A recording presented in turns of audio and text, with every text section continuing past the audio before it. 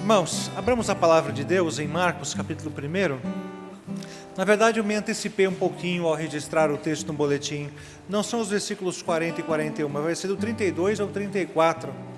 E que quando eu transcrevi o texto para o boletim, eu já estava um pouquinho mais lá na frente, preparando duas mensagens à frente já, e eu acabei Marcos 1, de 32 a 34.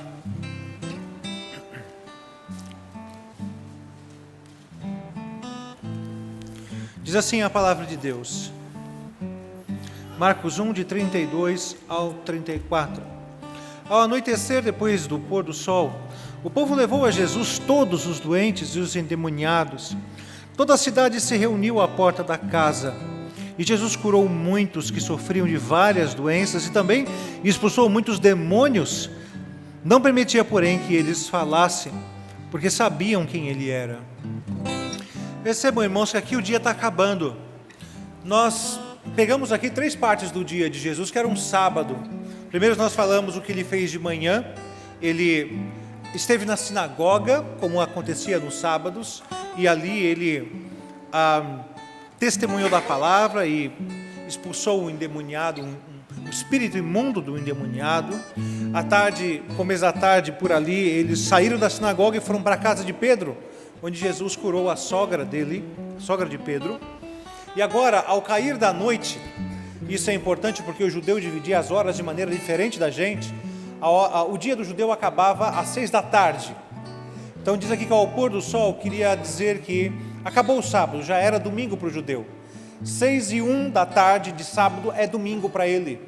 Então todas aquelas normas cerimoniais referentes à guarda do sábado já tinham cessado. E Jesus, então, mais uma vez, é levado à presença dele muitos endemoniados, muitas pessoas doentes, e ele liberta e ele cura essas pessoas. Essa é a nossa ênfase aqui. Mas o que eu acho mais impressionante nesse texto é o grande paradoxo que existe entre o ser humano no seu estado natural e entre quem Jesus é. Vocês já repararam como na nossa cabeça isso não cabe? Isso não cabe e a gente acha muito estranho muitas vezes. Quando você olha um homem ou uma mulher, quem sabe, um muito rico e outro muito pobre, o que passa na sua cabeça? Golpe do baú. Não pode existir amor verdadeiro aí, isso é um golpe do baú. A gente não admite essas coisas, né? Um muito feio e uma moça muito bonita, não é? Aí já volta a primeira pergunta, é muito rico e ela é muito pobre, né?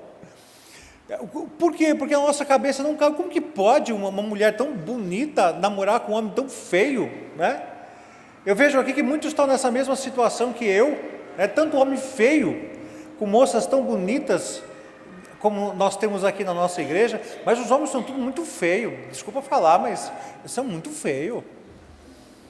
Quando eu cheguei no meu primeiro ministério lá em Itajaí, isso foi uma grande indignação. Esse pastor veio desse jeito, casado com uma menininha, que absurdo, né? E na verdade não existe nem 2 anos de diferença entre mim e a Suênia, é que eu sou acabado mesmo, e ela, por outro lado, ela aparenta ser mais nova do que é. Nós temos problemas com paradoxo. É como se fosse na Índia, não é? Aquele sistema de castas fixas, e parece que a coisa funciona melhor na nossa cabeça se forem o relacionamento entre pessoas parecidas. E Jesus, ele vem para quebrar completamente com esse tipo de conceito, quando ele, sendo quem é, se relaciona conosco, sendo quem somos. Isso é o maior de todos os absurdos, o maior de todos os paradoxos. Como nós acabamos de ler agora na liturgia, Paulo falando aos romanos, dificilmente alguém morreria por um justo, por um bom talvez achasse um louco para morrer, mas Deus demonstra seu amor para conosco, pelo fato de Cristo Jesus ter morrido por nós, não quando nós éramos bons, não quando nós éramos justos, não quando nós éramos bonitinhos ou cheirosos, mas ele morreu por nós quando nós ainda éramos pecadores. E esse é um grande mistério do amor de Deus. Por isso que é dito sobre esse amor, que ele excede a todo entendimento. E aqui nós vemos então o ser humano no fundo do poço. Reparem, irmãos, que Jesus, você sabe onde Jesus estava quando ele estava curando esse monte de gente? Jesus estava na Galileia. Lembre-se que quando Jesus foi anunciado como mestre, dois dos seus discípulos conversando, diziam o quê? Dois daqueles que viriam a ser seus discípulos, Jesus, mestre da Galileia, será que é possível sair alguma coisa boa da Galileia? Da Galileia não se levanta profeta, não um bom. Como que pode o Jesus ter vindo da Galileia? Na verdade, ele nasceu em Belém, que era na Judéia, mas passou a sua vida toda, ele cresceu em Cafarnaum e nos arredores. Cafarnaum, que era uma cidade da Galileia, exatamente onde ele estava agora curando. Então, um aspecto interessante sobre o ser humano é que Jesus está vindo aqui para um ser humano que já era por si só rejeitado entre os demais. O judeu, é claro que o fundo do poço seria falado de samaritano para ele, mas o galileu ele já não gostava. Embora muitas comunidades judaicas se estabeleceram ali na Galileia, que é no norte de Israel. Mas entre aqueles rejeitados, o que a gente vê aqui é que muitos daqueles já tinham tido contato com Jesus. Por quê? Porque o viram na sinagoga, porque a casa de Pedro encheu quando a sogra dele foi curada. Mas esses daqui agora são os mais rejeitados entre os rejeitados, porque eles não podiam participar, por exemplo, do culto na sinagoga, porque eles estavam enfermos, muitos deles leprosos. E naquela época não é como hoje, não é? Uma manchinha no corpo que você não tivesse explicação, aquilo já era sido interpretado como lepra. Qualquer mancha no corpo já era indício de lepra. Tanto é que a palavra lepra às vezes é meio genérica. Mancha no corpo sem explicação era colocado de quarentena. E a pessoa tinha que sair gritando e anunciando: imundo, imundo. O próprio leproso tinha que anunciar: imundo chegando, afastem-se. E Jesus está vindo para os rejeitados, mais rejeitados, entre os mais rejeitados. E aqui então, eles haviam ouvido a fama de Jesus, que se espalhava rapidamente, e aqui é dito que toda a cidade foi para lá. Eles eram oprimidos de todos os jeitos. Percebam, irmãos, que há uma ênfase aqui no texto sobre a hora em que eles foram procurar Jesus. É dito aqui que eles foram procurá-lo depois do pôr do sol. Porque havia uma carga tão grande de judaísmo sobre aquelas pessoas, que eles não poderiam nem sequer caminhar uma certa distância no sábado. Eles não poderiam praticar obras no sábado, qualquer que ela fosse. Então eles esperaram o sol se abaixar, esperaram o sábado acabar para procurar Jesus onde ele estava. Irmãos, que dia de trabalho, né? Você reclama que o seu dia de trabalho é difícil? Olha, acordo às 4 da manhã, pego 3 conduções, trabalho o dia todo, como correndo a marmita que eu trago de casa, pego mais 3 conduções, vou para a faculdade, vou para a escola, vou trabalhar, um segundo emprego, que quer que seja, e depois eu volto ainda e faço janta e preparo a comida do dia seguinte para os filhos. Talvez a sua maratona diária seja essa. Jesus estava aqui num dia normal, de manhã na sinagoga pregando e curando, à tarde na casa de Pedro curando. Agora o dia já se foi e ele continuava trabalhando, cumprindo o que ele havia dito: meu pai trabalha até agora e eu trabalho também. Atendimento personalizado. O mesmo texto sendo escrito por Lucas, é dito que Jesus impôs as mãos sobre cada um. Sabe aquela história de Eliseu que a gente acabou de ouvir? Que Eliseu mandou dizer ao homem leproso: vai se banhar no rio. Jesus deu um atendimento personalizado a cada um, impôs as mãos sobre cada um daqueles doentes. Jesus vem para o ser humano no fundo do poço, no fundo do poço. Há uma falsa interpretação de que você precisa ser bom para poder ser aceito por Deus. Quantas pessoas eu já não ouvi dizendo isso? Eu preciso melhorar muito, quando eu melhorar e deixar algumas coisas de lado, eu vou para a igreja. Mas na verdade, o único que pode restaurá-lo, e o único que pode lhe dar dignidade, é Jesus e não você pelos seus próprios esforços. Ele lhe acha onde você está, mesmo que seja no fundo do poço, na mais completa indignidade, mesmo que seja na rejeição absoluta, diante do próprio Deus, recebendo dele a ira, ou diante dos homens. O fundo do poço já foi o meu lugar e o seu lugar também, porque todos nós merecemos somente isso da parte de Deus, a sua ira, quando Ele resolveu demonstrar amor para conosco. Diz Efésios capítulo 2, que nós éramos filhos da ira, mas Deus, por causa do grande amor com que nos amou, nos deu vida. Essa é a verdade. O Deus grande se aproximou dos seres minúsculos, inferiores, que não mereciam absolutamente nada. Falamos sobre o ser humano, agora vamos falar um pouquinho de Deus. Ele é o Redentor. Como eu disse há pouco, Ele lhe atende na sua necessidade. Ele impôs as mãos sobre cada um, assim como Ele se relaciona individualmente. Ele sabe o seu nome, Ele sabe o que você faz, Ele conhece a sua dor, e Ele vai ao seu encontro, chamando você pelo seu nome. Sempre foi assim. Deus lá no jardim do Éden, mesmo depois do pecado, pela viração do dia, Deus chama Adão, onde você está?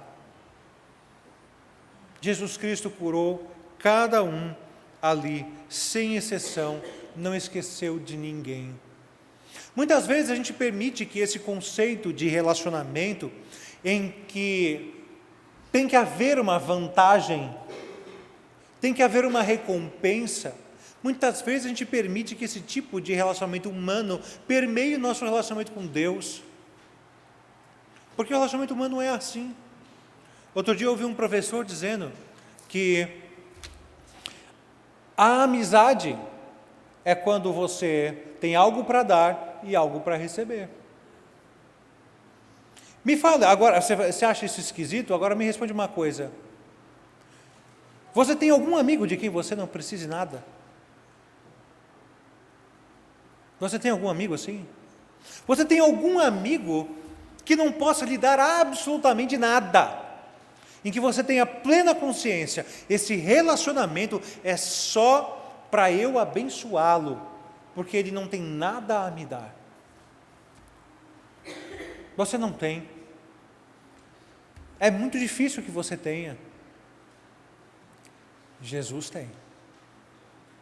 Ele só tem relacionamentos assim. O que você pode dar a Ele?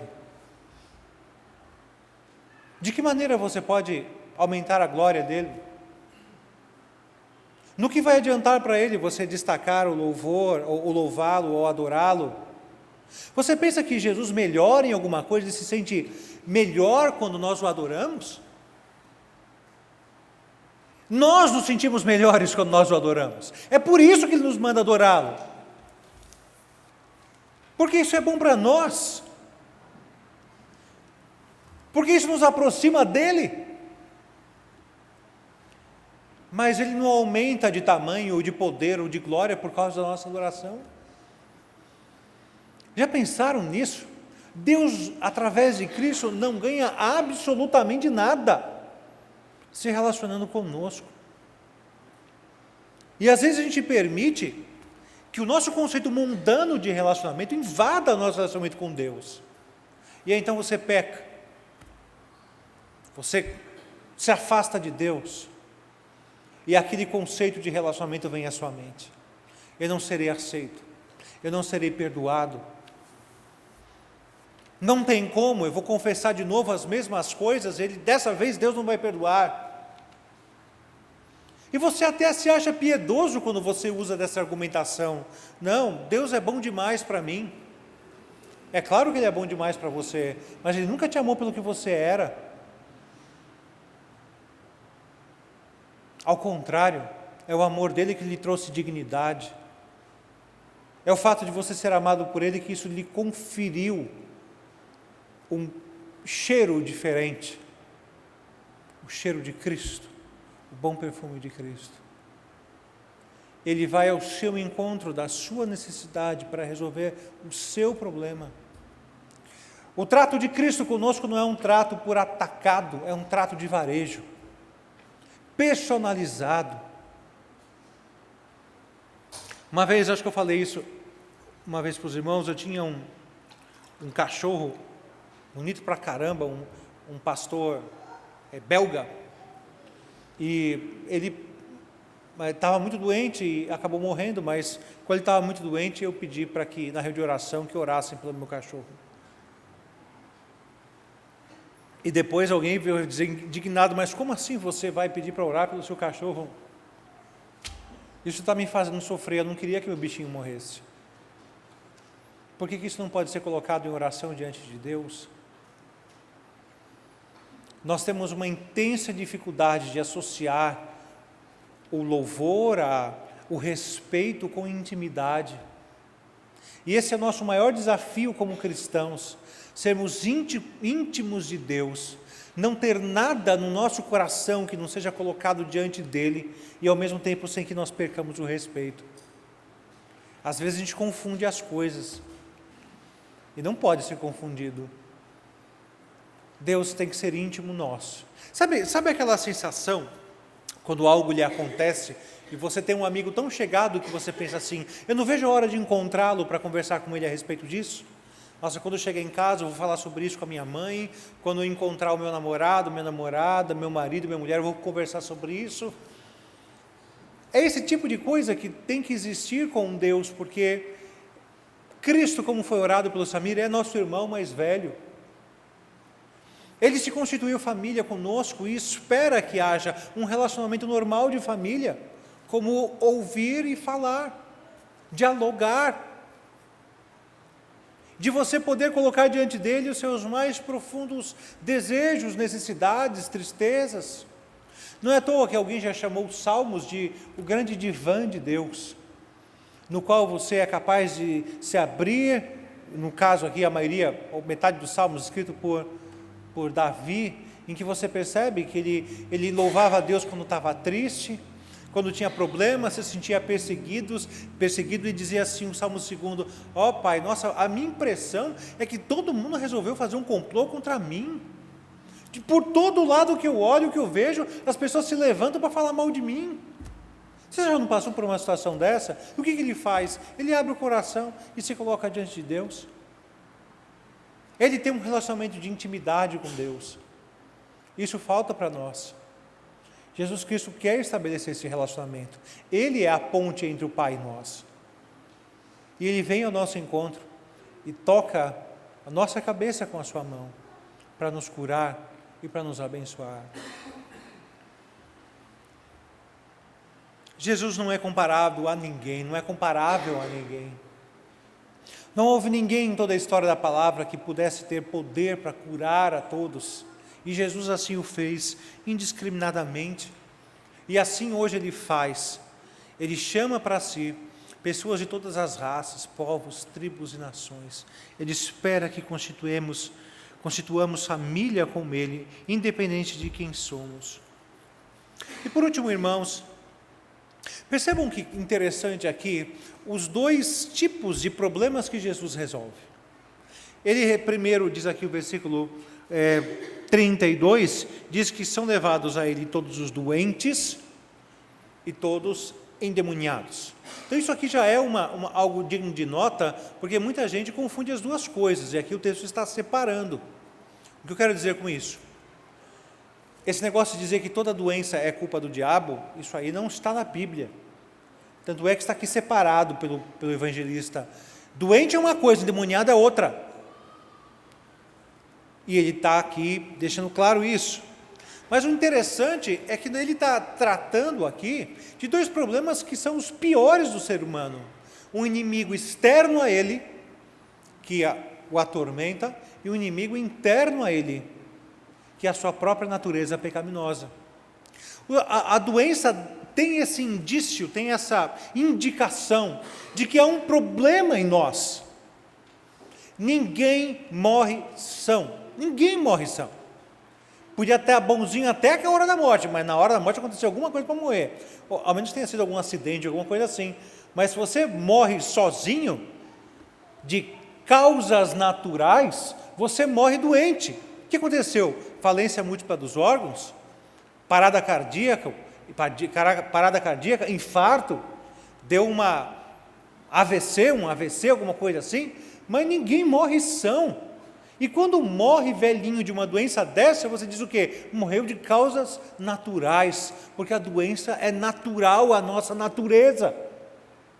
E aqui então vem Jesus pregando a palavra e curando as pessoas que tinham doenças normais. A Bíblia aqui não está falando só de lepra, mas ela fala de doentes de todas as espécies. E você vê Jesus curando o paralítico, o cego de nascença, vê Jesus Cristo curando pessoas das mais diversos tipos de problemas de saúde, dando a ideia de que Ele é capaz de resolver o problema da nossa natureza. Se as doenças vêm por causa da nossa natureza pecaminosa, e atenção, eu não estou dizendo que você pecou, você vai ficar doente, não é isso que eu estou dizendo porque eu e você somos pecadores, as doenças nos vêm. Se eu fosse perfeito, eu não ficava doente e não morreria, mas como eu sou pecador, eu estou sujeito às doenças todos os dias, desde um resfriado até coisas graves e terríveis, que me levam à morte, que com certeza me levarão um dia à morte. Por isso, irmãos, Cristo é capaz de resolver esse nosso problema. Você percebe que isso é algo que te atormenta? Quando você vê o pneuzinho na cintura, quando você vê os cabelos caindo, ou como no meu caso, embranquecendo tão rapidamente. Já troquei de shampoo várias vezes, achando que era o shampoo que estava descolorindo o meu cabelo, mas infelizmente não é. Você percebe quando você é obrigado a pintar o cabelo? Espero que esteja falando das mulheres, só me pintando o cabelo é muito feio, por favor. Você percebe que a doença se aproxima a todo momento, que o fôlego não vem, que a escada parece que ganhou degraus com o passar do tempo. Você percebe que você não tem mais o mesmo ânimo, que você tem que afastar quase 10 metros do livro para você conseguir enxergar. E isso te afeta, isso nos afeta. O nosso relacionamento com Cristo resolve esse problema da nossa natureza. Resolve. Porque Ele nos cura. Nem sempre imediatamente, mas o relacionamento com Ele nos traz redenção eterna. Faz com que possamos olhar para o futuro, não com olhos para o caixão, mas com olhos para a eternidade, sabendo que aquilo ali, esse bem precioso, foi garantido por Ele. E já nos foi dado e será desfrutado plenamente quando Ele nos chamar. Mas também o relacionamento com Cristo, diz aqui no versículo 32, foi para curar endemoniados. E como eu já disse, a palavra garante que todos nós éramos de propriedade do diabo. Todos nós éramos de propriedade do diabo. Éramos filhos do diabo. Jesus fala isso para os fariseus de maneira muito clara. Olha, vocês estão tentando me matar porque o diabo é o pai de vocês. Não existe outro tipo de filiação, ou você é filho de Deus, ou você é filho do diabo, e a filiação divina não é compulsória, a do diabo é. E nós só passamos a ser filhos de Deus quando aceitamos o sacrifício de Cristo na cruz. Quando isso faz sentido para nós, nós então entramos para a família da fé, fomos adotados, incluídos na família de Deus. Mas até isso acontecer, todos nós éramos por natureza filhos da ira. E quando Cristo aqui vai e expulsa o demônio da pessoa, Ele está mostrando que Ele tem autoridade sobre esse que roubou a nossa propriedade de Deus. Mostra que Cristo é capaz de derrotar e tem poder para destruir e pisar aquele que um dia dominou a nossa vida, o próprio diabo. Cristo então revela aqui que Ele derrota a nossa natureza pecaminosa e que Ele derrota o nosso inimigo externo que nos contamina a alma e que um dia era dono do nosso coração. Por isso, irmãos, Que paradoxo. O homem no fundo do poço quem é? Sendo amado por Cristo Jesus, o Rei dos Reis, o Senhor dos Senhores, sobre o qual está o governo. Nós lemos Isaías 53, que diz que pelas suas pisaduras, pela sua vida, pelas suas feridas, nós fomos sarados. E esse sarar começa já, e as consequências é para a eternidade. Tranquilize o seu coração com a realidade de que Cristo se relaciona conosco, a realidade mais paradoxal de todas. Admita esse relacionamento. Admita que você é amado por Ele. Busque a intimidade dEle e você vai ver como seus maiores inimigos, seus maiores medos, seus maiores traumas serão todos eles plenamente atenuados, diminuídos, porque você vai entender que aquele que te ama, que aquele que constituiu um relacionamento com você é poderoso para destruir o diabo e para sarar a sua vida, conduzindo você à eternidade. É isso que nós vamos celebrar agora. É isso que nós vamos viver agora, recordar agora o sacrifício de Cristo Jesus, que nos livra do mal e que derramou o seu sangue em nosso lugar. Que o Senhor nos abençoe.